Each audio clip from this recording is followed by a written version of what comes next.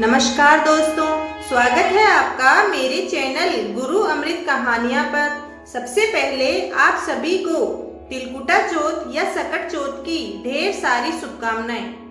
बहुत समय पहले की बात है, एक गांव में एक साहूकार और एक साहूकारनी रहते थे। वह कभी भी कोई धर्म पुण्य का काम नहीं करते थे, ना ही वो इसको मानते थे। इसके कारण उनके कोई बच्चा नहीं था। एक दिन साहूकारनी पड़ोसी के घर गई। उस दिन सकट चौथ का व्रत था। वहां पड़ोसन सकट चौथ की पूजा करके कहानी सुना रही थी। साहूकारनी ने पड़ोसन से पूछा, तुम क्या कर रही हो? तब पड़ोसन बोली कि आज चौथ का व्रत है, इसलिए मैं सभी को कहानी सुना रही हूँ। तब साहूकारनी बोली, चौथ के व्रत करने से क्या होता है? पड़ोसन बोली, इसे करने से अन्न धन सुहाग और संतान सुख मिलता है। तब साहूकारनी ने कहा, यदि मेरा गर्भ रह जाए तो मैं 1.25 सेर तिलकुटा करूंगी और चौथ का व्रत करूंगी। श्री गणेश भगवान की कृपा से साहूकारनी के गर्भ रह गया। तो वह बोली कि मेरे लड़का हो जाए तो मैं 2.5 सेर तिलकुटा करूंगी। कुछ दिन बाद उसके लड़का हो गया। तो वह बोली कि हे चौथ माता, हे चौथ विनायक, मेरे बेटे का विवाह हो जाएगा तो 5.25 सेर का तिलकुटा करूंगी। जब उसका बच्चा बड़ा हुआ, कुछ वर्षों बाद उसके बेटे का विवाह तय हो गया और उसका बेटा विवाह करने चला गया। लेकिन उस साहूकारनी को तिलकुटा याद ही नहीं था और तो उसने तिलकुट नहीं किया। इस कारण से चौथ देव क्रोधित हो गए और उन्होंने फेरों से उसके बेटे को उठाकर पीपल के पेड़ पर बिठा दिया। सभी वर को खोजने लगे पर वो नहीं मिला। हताश होकर सारे लोग अपने अपने घर को लौट गए। इधर जिस कन्या से साहूकारनी के लड़के का विवाह होने वाला था, जब गणगौर आई तब वह कन्या सहेलियों के साथ गणगौर पूजने के लिए जंगल में दूब लेने जाती थी। तो रास्ते में वह पीपल का पेड़ आता था। तभी रास्ते में पीपल के पेड़ से आवाज आई, ओ मेरी अर्धब्याही बीननी। यह बात सुनकर जब लड़की घर आई तो बहुत उदास रहने लगी। वह दूसरे दिन फिर गणेश जी गणगौर पूजने के लिए दूब लेने जाती। दूसरे दिन भी उसे पीपल के पेड़ से वही आवाज आती, ओ मेरी अर्धब्याही बीननी। ऐसा सुनकर वह धीरे धीरे सूख कर कांटा होने लगी। एक दिन लड़की की माँ ने कहा, पुत्री, मैं तुम्हें अच्छा खाना खिलाती हूँ, अच्छा पहनाती हूँ, फिर भी तू सूखती जा रही है। ऐसा क्या हुआ, तू मुझे बता। तब लड़की अपनी माँ से बोली कि जब वह दूब लेने जंगल जाती है तो रास्ते में एक पीपल का वृक्ष आता है। पीपल के वृक्ष से एक आदमी बोलता है कि ओ मेरी अर्धब्याही बीननी। उसने मेहंदी लगा रखी है और सेहरा भी बांध रखा है। तब उसकी माँ ने पीपल के पेड़ के पास जाकर देखा, अरे यह तो उसका जमाई ही है। तब उसकी माँ ने जमाई से कहा, आप यहाँ क्यों बैठे हो? मेरी बेटी तो अर्धब्याह कर दी, अब और क्या लोगे? साहूकारनी का बेटा बोला, मेरी माँ ने चौथ का तिलकुटा बोला था लेकिन नहीं किया, इसलिए चौथ विनायक जी ने नाराज होकर मुझे यहाँ बैठा दिया है। यह सुनकर उस लड़की की माँ साहूकारनी के घर गई और उससे पूछा कि तुमने सकट चौथ का कुछ बोला है क्या? तब साहूकारनी बोली, मैंने तिलकुटा बोला था। उसके बाद साहूकारनी बोली, मेरा बेटा घर आ जाए तो मैं 2.5 मन का तिलकुटा करूंगी। इससे श्री गणेश भगवान प्रसन्न हो गए और उसके बेटे को फेरों में लाकर बैठा दिया।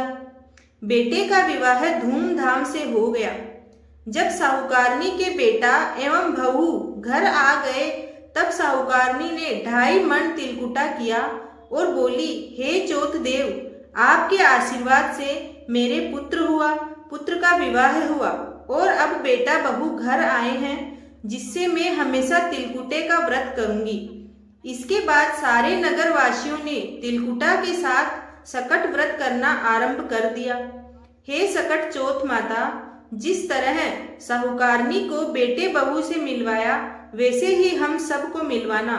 इस कथा को सुनने वालों सभी का भला करना। कहानी कहने वाले, सुनने वाले, हुंकारा भरने वाले सभी का भला करना। जय चौथ विनायक महाराज की जय। आइए सुनते हम तिलकुटा चौथ की व्रत कथा। बहुत समय पहले की बात है। एक शहर में देवरानी और जेठानी रहती थी। देवरानी गरीब थी और जेठानी अमीर थी। देवरानी गणेश जी की बहुत बड़ी भक्त थी। देवरानी का पति जंगल से लकड़ी काट कर उसे बेचता था और अक्सर बीमार रहा करता था।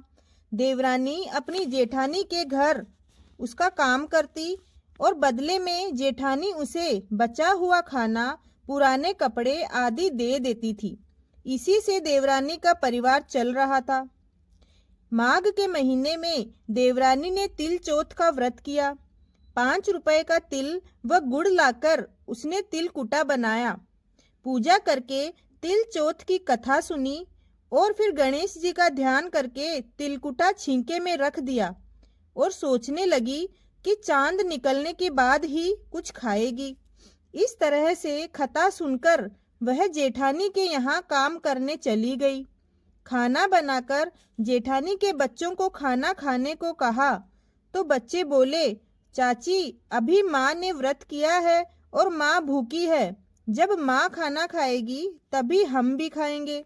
जेठ जी को खाने के लिए कहा तो जेठ जी बोले, मैं अकेला नहीं खाऊंगा। जब चांद निकलेगा तभी मैं भी सबके साथ में खा लूंगा। देवरानी ने कहा, मुझे घर जाना है, इसलिए मुझे खाना दे दो। जेठानी ने उससे कहा, आज तो किसी ने भी अभी तक खाना नहीं खाया है, तुम्हें कैसे दे दूं? तुम सवेरे ही बचा हुआ खाना ले जाना। बेचारी देवरानी उदास होकर घर चली आई। देवरानी के घर पर पति, बच्चे सब आस लगाए बैठे थे कि आज तो त्योहार है, इसलिए वह बहुत अच्छा खाना लेकर आएगी, अच्छे अच्छे पकवान मिलेंगे। परंतु जब बच्चों को पता चला कि आज तो सूखी रोटी भी नहीं मिलेगी, तो बच्चे जोर जोर से रोने लगे। ये देखकर देवरानी के पति को गुस्सा आ गया और कहने लगा कि दिन भर काम करने के बाद 2 रोटियां भी नहीं ला सकती तो पूरा दिन काम करने का क्या फायदा।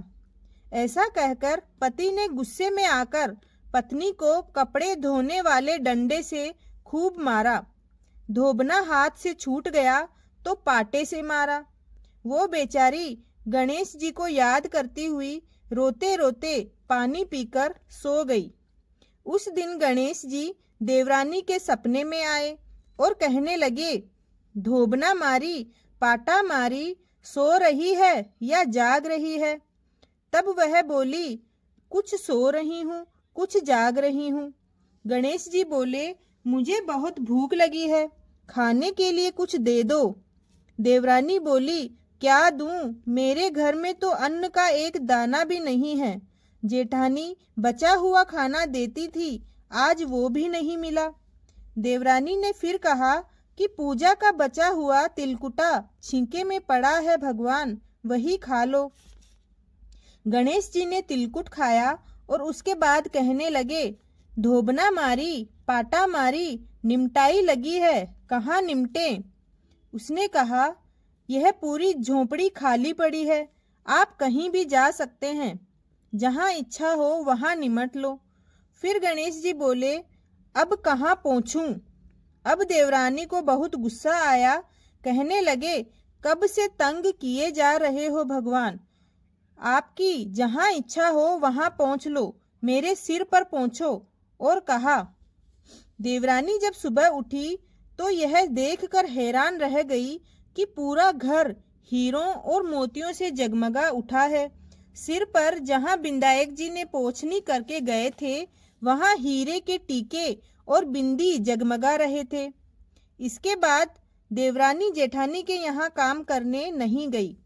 जेठानी ने बहुत देर तक राह देखी, फिर बच्चों को देवरानी को बुलाने के लिए कहा कि जाओ और चाची को बुला कर लाओ कि घर का सारा काम पड़ा है। जेठानी ने सोचा कल खाना नहीं दिया था, इसीलिए शायद देवरानी बुरा मान गई होंगी। बच्चे बुलाने गए और बोले, चाची चाची चलो, माँ ने बुलाया है, घर का सारा काम पड़ा है। दुनिया में चाहे कोई मौका चूक जाए, पर देवरानी जेठानी आपस में कहने का मौका नहीं छोड़ती। देवरानी ने कहा, बेटा बहुत दिन तेरी माँ के यहाँ काम कर लिया, अब तुम अपनी माँ को ही मेरे यहाँ काम करने भेज दो। बच्चों ने घर जाकर माँ से कहा कि चाची का पूरा घर हीरों और मोतियों से जगमगा उठा है माँ। जेठानी दौड़कर देवरानी के घर गई और पूछा कि यह सब कैसे हो गया। देवरानी ने जेठानी को सब बता दिया जो भी उसके साथ हुआ था। घर लौटकर जेठानी ने कुछ सोचा और अपने पति से कहने लगी, सुनिए, आप मुझे कपड़े धोने के धोबने से मारें और पाटे से मारो। उसका पति बोला, भली मानस, मैंने तो कभी तुम पर हाथ भी नहीं उठाया, मैं तुम्हें धोबने और पाटे से कैसे मार सकता हूँ। वो नहीं मानी और जिद करने लगी। मजबूरन पति को उसे मारना पड़ा। मार खाने के बाद उसने ढेर सारा घी डालकर चूरमा बनाया और छींके में रख दिया और फिर वह सो गई। रात को बिंदायक जी जेठानी के सपने में आए और कहने लगे कि उन्हें भूख लगी है, मैं क्या खाऊं। तब जेठानी ने कहा, हे भगवान गणेश, आप मेरी देवरानी के घर पर एक चुटकी सूखा तिलकुट खाया था आपने। मैंने तो बहुत सारा घी डालकर चूरमा बनाया है और उसे छींके में रखा है, फल और मेवे भी रखा है, आप चाहें जो खा लो। गणेश जी बोले, अब मुझे निमटाई लगी है, कहाँ निमटूं। जेठानी बोली, उसके यहाँ एक झूठी टूटी हुई झोंपड़ी थी, मेरे यहाँ बहुत बड़ा महल है, जहाँ आपका मन करे वहाँ निमटो। फिर गणेश जी ने कहा, अब पहुँचूं कहाँ। वो बोली, मेरे ललाट पर बड़ी सी बिंदी लगाकर पहुँच लो भगवान। उसके तो रूखे सूखे बाल थे, मैंने चमेली का तेल लगाया है, तो आप मेरे बालों से पहुँच लो। धन की भूखी जेठानी सुबह जल्दी उठ गई। सोचा घर हीरे और जवाहरात से भर चुका होगा, लेकिन उसने देखा कि उसका पूरा घर बदबू से बदबूदार हो गया है, चारों तरफ गंदगी फैली हुई है, उसके सिर पर भी बहुत सी गंदगी लगी हुई थी। उसने कहा, हे गणेश जी महाराज, ये आपने क्या किया, मुझसे रूठे और देवरानी पर टूटे। जेठानी ने घर की सफाई करने लगी, बहुत कोशिश की, परंतु गंदगी और ज्यादा फैलती गई। जेठानी के पति को मालूम चला तो वो भी बहुत गुस्सा हुआ और बोला, तेरे पास इतना सब कुछ था, फिर भी तेरा मन नहीं भरा। परेशान होकर चौथ के बिंदायक जी से मदद की विनती करने लगी। बोली, भगवान गणेश, मुझसे बड़ी भूल हुई, मुझे क्षमा करो। बिंदायक जी ने कहा, देवरानी से जलन के कारण जो तूने किया है उसी का फल तुझे मिला है। अब तू अपने धन से आधा उसे देगी, तभी यह सब कुछ साफ होगा। उसने आधा धन तो बांट दिया, किंतु मोहरों की एक हांडी चूल्हे के नीचे गाड़ रखी थी। उसने सोचा किसी को पता नहीं चलेगा और उसने उस धन को नहीं बांटा। जेठानी ने गणेश जी से कहा कि हे चौथ बिंदायक जी, अब तो अपना ये बिखराव समेटो। वे बोले, पहले चूल्हे के नीचे गाड़ी हुई मोहरों की हांडी और ताक में रखी हुई सुई की भी पांति करो। इस प्रकार बिंदायक जी ने सुई जैसी छोटी चीज का भी बंटवारा करवा कर अपनी माया समेटी और देवरानी को टूटे। हे गणेश जी महाराज, जैसे आपने देवरानी पर कृपा करी, वैसी सब पर करना। कहानी कहने वाले, सुनने वाले और हुंकारा भरने वाले सब पर कृपा करना, किंतु जेठानी को जैसी सजा दी वैसी किसी को मत देना। बोलो गणेश जी महाराज की जय। एक बार एक नगर में एक कुम्हार रहता था। उसने जब एक बार बर्तन बनाकर आवा लगाया तो वो पका ही नहीं। वह परेशान होकर कुम्हार राजा के पास गया। तब राजा ने पंडित को बुलाया और सारी समस्या बताई और पूछा कि इसके पीछे की क्या वजह है, इसके बारे में जानना चाहा। तब पंडित ने कहा, हर बार आवा जलाते समय आपको एक बच्चे की बलि देनी होगी, तब वह जरूर पक जाएगा। जब तो राजा ने पूरे राज्य में ये ऐलान करवा दिया कि हर घर से एक बच्चा रोज बलि के लिए दिया जाएगा। जब बलि की बारी आई तो हर परिवार से रोजाना एक दिन में एक बच्चा बलि के लिए भेजा जाता था।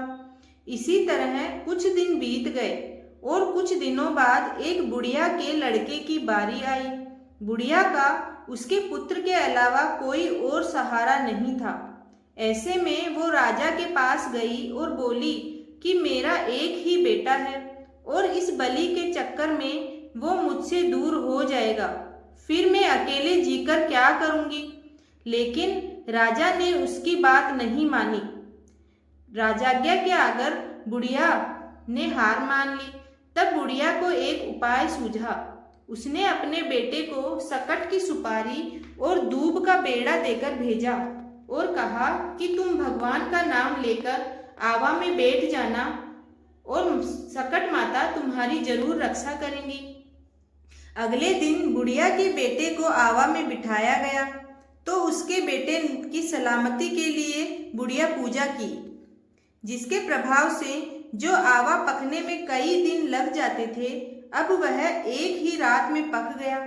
और सुबह जब खुमार ने आवा को देखा तो आवा भी बहुत अच्छे से पक चुका था और बुढ़िया के बेटे को भी कुछ भी नहीं हुआ था। सकट माता की कृपा से नगर के अन्य बच्चे जिनकी पहले बलि दे दी गई थी, वो भी जिंदा हो गए थे। तब राजा ने बुढ़िया को बुलाकर पूछा कि यह कैसा चमत्कार है।